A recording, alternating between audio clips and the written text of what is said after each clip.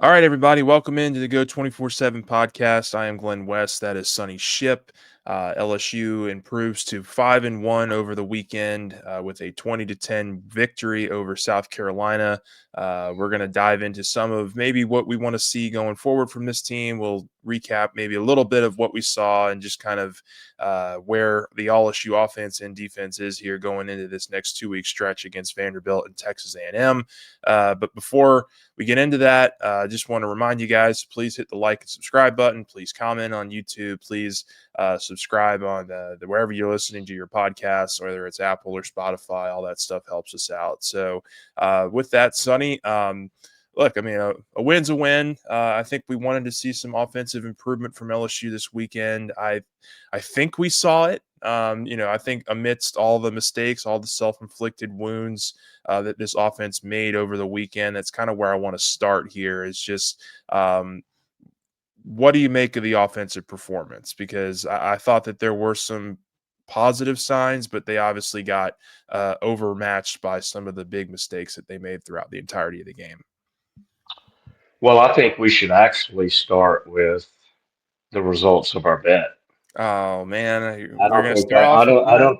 I don't think that needs to wait until the. We don't All need to right, bury the lead here. all right, fine. So yeah, I wish we could. I For the wish we could throw. I wish we could throw the GIF up that you put up as soon as you saw Garrett Nussmeyer oh my reel off god. that 23-yard run. Okay, so those who maybe are not caught up with us. So last week, Sonny and I we made this bet for the game that the bet was that Garrett Nussmeyer would have more rushing yards than Lenora Sellers in this game, and so uh, you know. Lenora Sellers finished with 19 yards on 22 carries. Obviously, that's heavily skewed with the sack yards, but we're counting sack yards all along, so that's no big deal.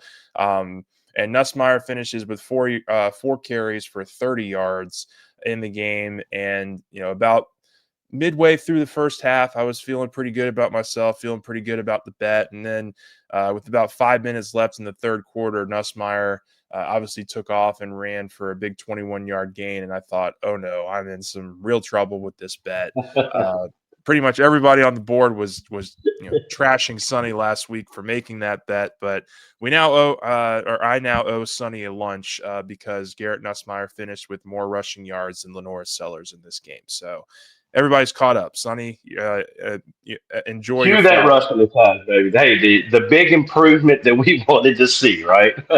Yeah, No, I exactly. mean seriously. Seriously. Um, kudos to the LSU defense, obviously for to win a ridiculous bet like that I shouldn't have won. You got to try to be you the LSU defense did what I was hoping it would do, and that is create a lot of negative plays for Lenore Sellers and not allow him to really get out and hurt them like he did last year. They still gave up the big play. You had the what was it? Was it 72 or 75? I think it I was think 72. 72. 72. Yeah.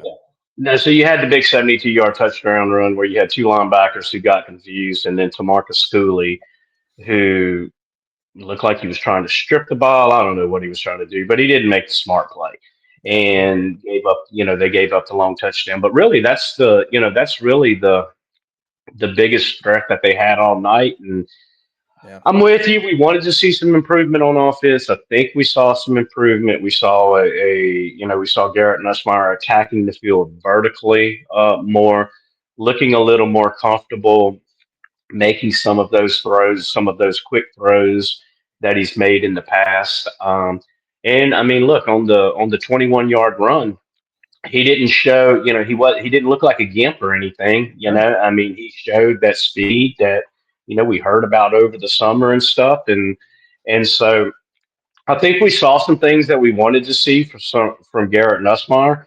I think the biggest thing though that I took out of this is that until they can figure out some issues on the offensive line, and they really have to figure out right tackle. I Yeah. mean, right tackle and left guard, they've got to figure those two spots out there. And but until they're able to figure that out right there, I think we're going to see we're going to see an offense that just I don't want to say pedestrian, but it's going to put up some pedestrian numbers. You Yeah. know, Look, in I a mean, normal situation, you're happy. You beat an SEC opponent by 10 at home after you turn the ball over three times inside in the end zone, inside the red zone at the 1 yard line. And typically, when you make those kind of mistakes coming off of a game like LSU did, you find yourself in a much more of a nail biter yeah. than, that I don't think that game Saturday. Did you ever get the feeling that, oh man, one bad play is going to make this to where South Carolina could win this? I never really got that feeling. I So always it, felt like it's LSU interesting that didn't you care about mentioned, yeah, it's interesting you mentioned the 72-yard run because that was the point in the game. Because if you remember, in the very first quarter, LSU goes down, they take the 3-0 lead, and on the very next offensive drive, LSU was had a chance to maybe take some separation there, get up by two scores. They fumble it into the end zone at the goal line that was the Juwan Johnson fumble, and then literally 3 plays later, South Carolina's off and running for that 72-yard run, and they take the early 7-3 lead in that game. And I tweeted it out in the moment saying like, I don't want to be, too hyperbolic here, but how LSU responds to that sequence of events could really define their 2025 season. Like I felt like that was the feeling I had in the stadium at that point because that was such a huge momentum swing. I mean, LSU was looking like they were going to go up 2 scores, really kind of get, the offense rolling and get things going in that game early. And then just in the span of literally like a minute and 15 seconds, it was this, oh, South Carolina's got the lead, and now LSU's got to march down the field and respond here. And how do they respond throughout the rest of this game? And to their credit, the offense went down and scored a touchdown on the very next drive. They got the momentum right back offensively.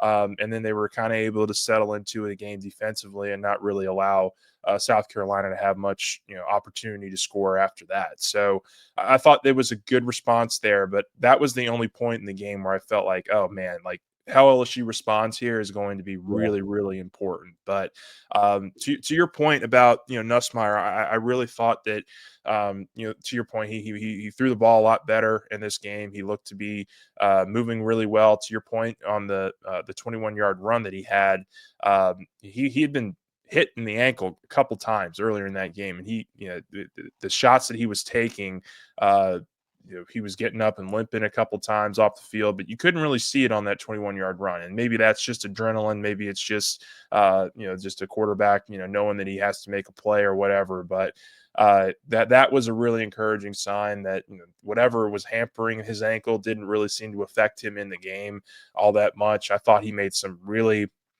good throws down the field. I mean, the Chris Hilton ball arguably should have been caught.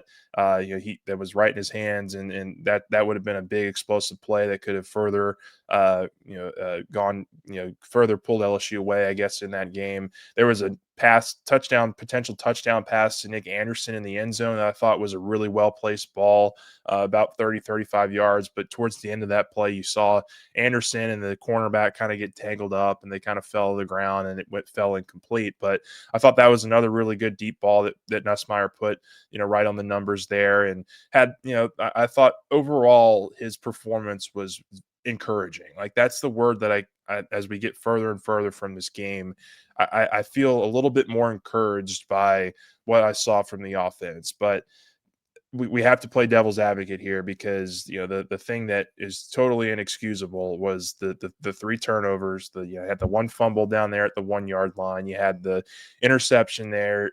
When you were about to score another touchdown on just Garrett didn't see the safety at all, just threw it right to him, and that cost LSU 7 more points right there.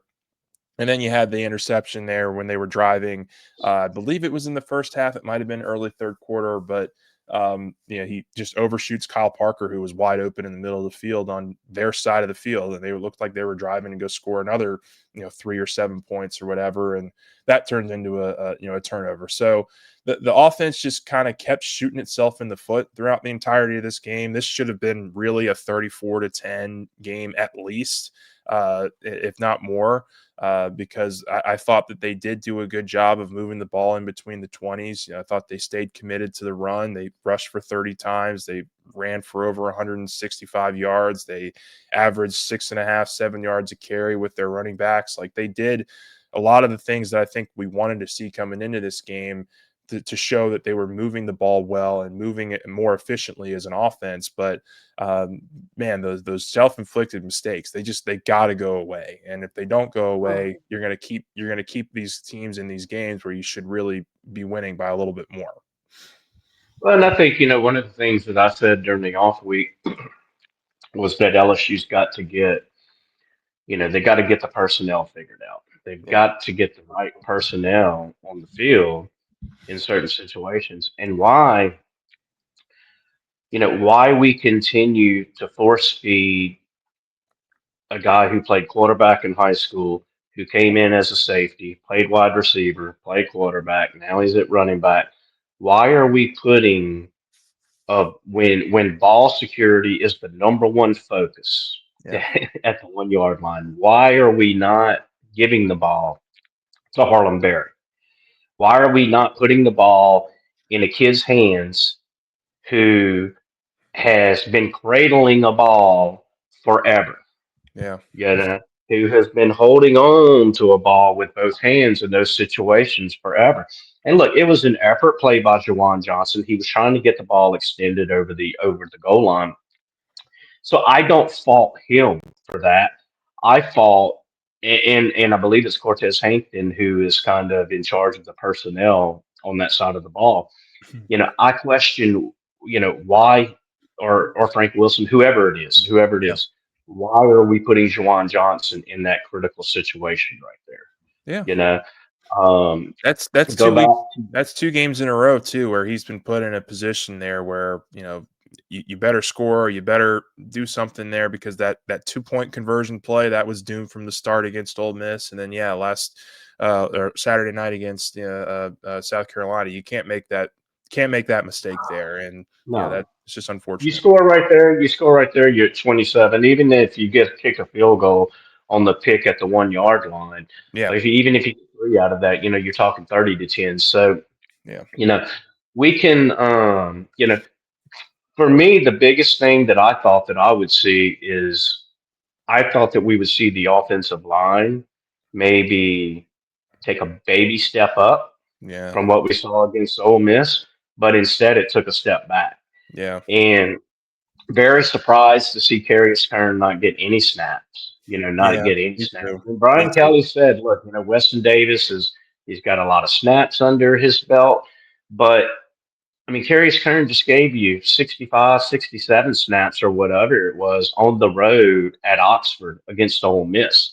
Yeah, You know, it's when Weston Davis and Cohen Eccles are, they were your two lowest graded offensive linemen on PFF. But even if you think, even if you toss those grades out to the side, you look and if you just watch the game and if you're just looking for, okay, where are we having the issues at? It's right tackle and it's left guard.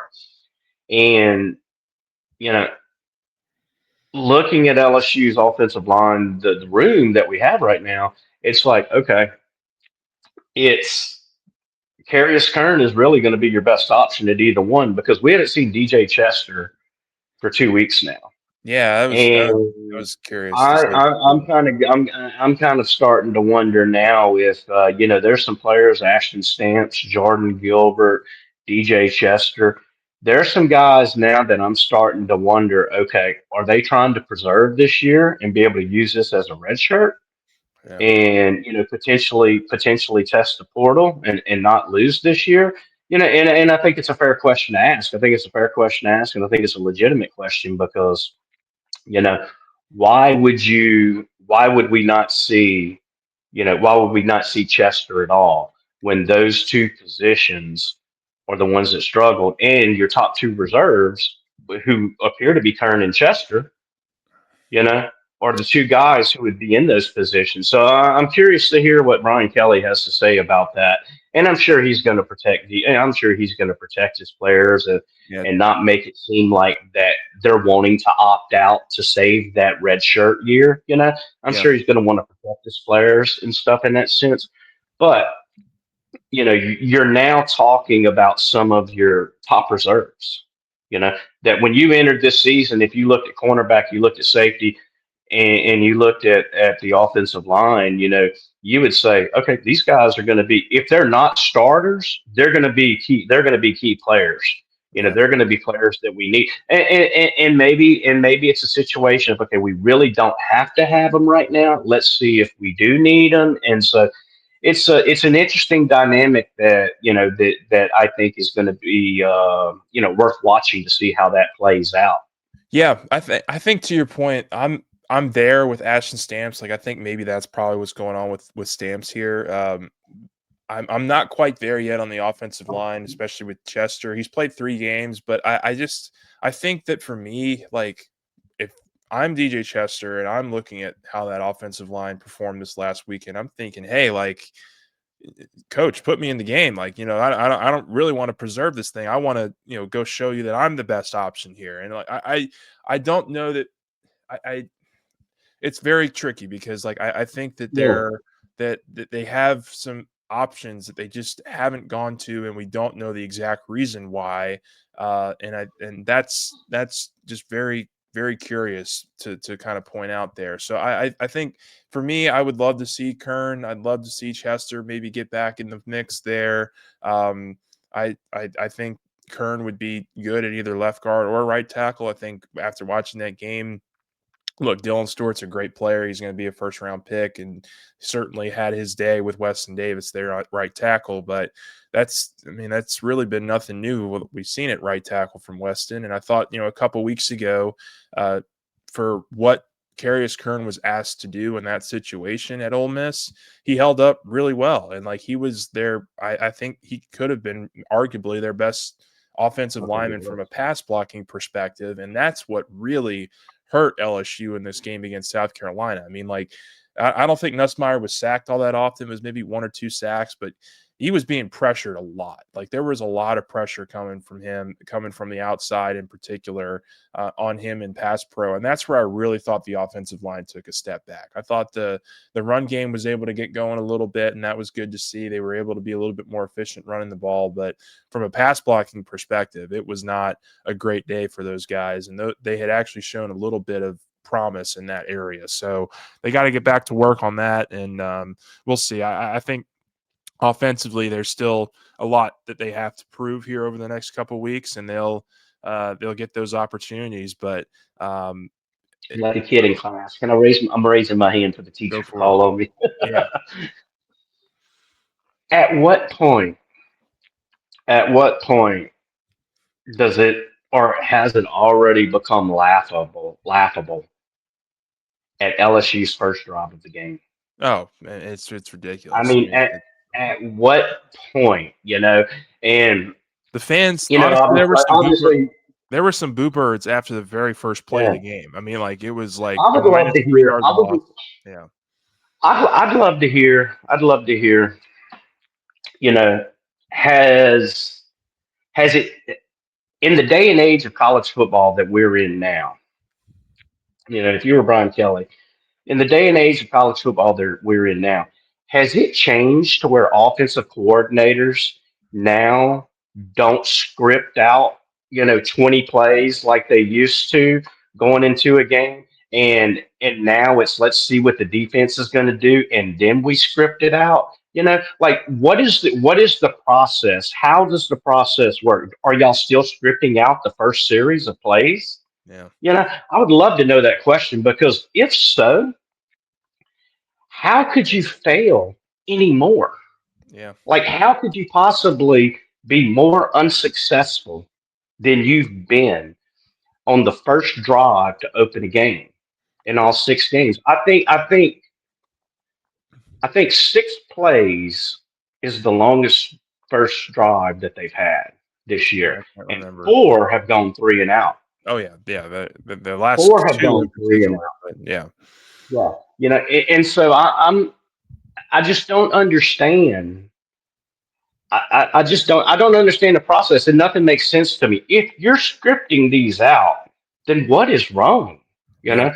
Why is it so bad? Why have things gone so awry? And if you're not scripting it out, okay, that makes a lot more sense to me. But it's hard for me to imagine that.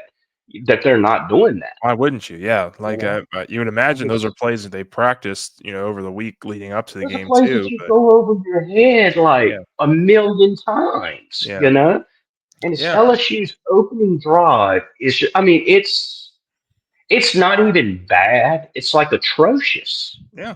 It's It absolutely it really does atrocious. look like they're getting kind of a feel for the defense and what the defense is showing, right from the start of the game. It really doesn't feel like we're gonna run these plays no matter what, and have the defense. It feels like the offense reacting more to the defense and the defense reacting to the offense, and it's got to be the Instead other of way being it's got to be proactive. It's got to around. be.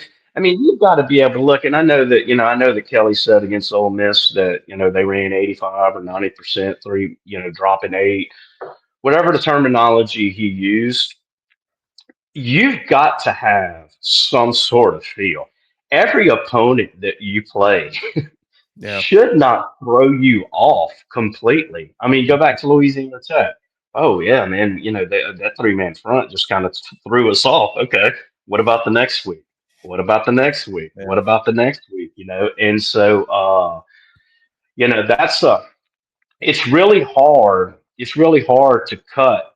It's really hard to cut the play callers and the offensive brain trust a lot of slack when the preparation leading up to that first drive looks so inept. It yeah, just looks so inept.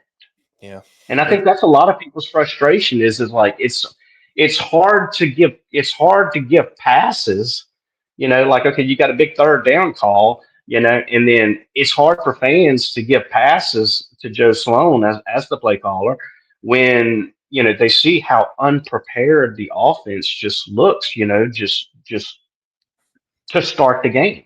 yeah, Now I and then correct them. I think the play calling got better. In another instance that I don't understand is that we've seen Xavier Thomas line up in the backfield in every game mhm, so far, right? yeah, Didn't see it at all against South Carolina. And Brian Kelly says, well, we need to be to where we're not predictable. Okay. So how about this? How about we put Xavier Thomas into the backfield, fake a handoff to him, roll out, and then throw a deep ball on the other side of the field? You know, like mhm, it's like you don't have to abandon something that you like. yeah, You can run something off of that. yeah, It's like a counter in football. Look like you're going here, but you're going here. And so that's in the I guess when you make lists of questions that you have and answers that you're hoping that you're looking for. That's another big one. I think that's another big one of that's been some of your best runs of the season. The yeah, Xavier is yeah, giving you. You yeah, take out the big chunk runs, and those 8-9 yard gains, and it's just really baffling to not to me that seems like an easy, and I've been hollering for that since the Clemson game. When are we going to see that? When are we going to see a fake to him and then go, look down the field and stuff? And so, yeah, I think there's a lot of questions that when you look at this offense, I think there's a lot of questions that the identity has really been hard to establish and really hard to get some momentum going behind. But then on the other side of that, it's like you're 6 games in, and you feel like LSU had a better identity last year in the first year under Garrett Nussmeier than they do this year in the second year under Garrett Nussmeier. yeah. And I'm curious to see how much of that evolves here now that he's healthy, right? I mean, you could tell it's some of what they wanted to do maybe early in the season, maybe they just physically couldn't do. And now that they're able to do it, like they took more shots down the field on Saturday, and I thought that they did. I thought that those balls were placed in a pretty good spot for the most part, and they just didn't make the play. And so, um, how much of that do they really lean into here over the next couple weeks? I think it's going to be really interesting. But yeah, like there's for me, the identity of this offense has to start with the pass game. And I think we've talked about that for a couple weeks now. You've talked about, just getting the vertical passing game going, hitting on some of those deep shots. And I think that's ultimately where LSU thought this offense was going to have to be. And I think it's where it still has to be going forward. Like, I think that's kind of the identity here because, the run game, I think, can maybe be serviceable in spots, but I don't think it's going to be completely fixed. Like, I don't think this is going to be like you mentioned, a top 6, 7 rush offense the rest of the way. Like, this is, I think if you can hope for more performances like you got against Saturday night, I think that's good enough. I think it's good enough to complement what you got going, and you eliminate some of the mistakes. They put up 420 yards of offense. I mean, like, they moved the ball. They did an okay job of moving the ball. It's just finishing off those drives, I think, is the next thing, and certainly getting off to faster starts, because that's going to cost you in Tuscaloosa. If you get off to a bad start in Tuscaloosa, you're not coming back in that game.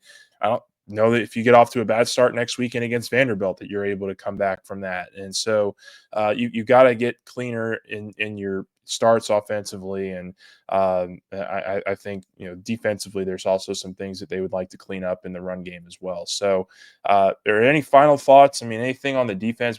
I know we got on here and we wanted to talk a lot about the offense, but anything on defense that really stuck out to you? I thought that they held up really well. Like, they gave up the one explosive run. There were a couple missed tackles throughout the course of the game, on some South Carolina runs. It was actually the South Carolina running backs that did most of the damage. It wasn't Lenora Sellers. It was the running backs that were able to break free and get into the second level and make some guys miss. But I thought the coverage downfield was pretty spot on, and I thought they did their job. Yeah, my biggest, I guess my biggest gripe probably on defense would be, you know, LSU has to, they have to find some depth, especially if Jamari Butler, if he's going to Yeah, miss any action, because you can't ask Patrick Payton and Jack Pyburn to play 90% of the yeah, snaps. I think both of them played around the mid 60s. If I'm not yeah, mistaken, I think South Carolina had like in the mid 70s or so, low 80s as far as plays go. But I mean, they had to play a ton in that game right there. And so whether it's Kalash Cobbins, C.J. Jackson, Dylan Carpenter's Dylan kind of been that guy. Yeah, Carpenter, you know, whether whoever it is, even if you get Jamari Butler back, you've got to have another one or two guys yeah, that can step up and can give you some reps right there. So I think you've got to find some depth at that defensive end position, and then you have to two more things. You have to get Harold Perkins more involved in plays behind the line of scrimmage. He's yeah, playing way too much. I think he's having to play way too much in space, and it's taking away from one of his game changing abilities that he has.